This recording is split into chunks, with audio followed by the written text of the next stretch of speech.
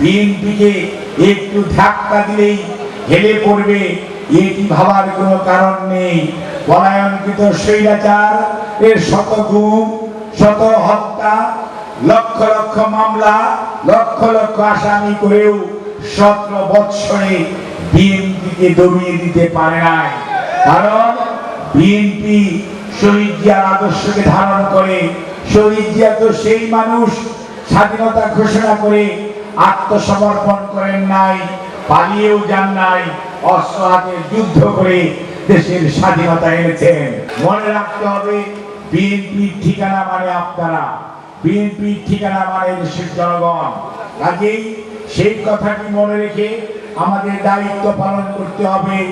আজকে অনেকে অনেক ধরনের কথা বলে, কিন্তু আমরা অত্যন্ত সুস্পষ্ট ভাষায় বলে দিতে চাই, আমাদের ঠিকানা বাংলাদেশের 18 কোটি মানুষের মাঝে বিএনপি বিস্তৃত।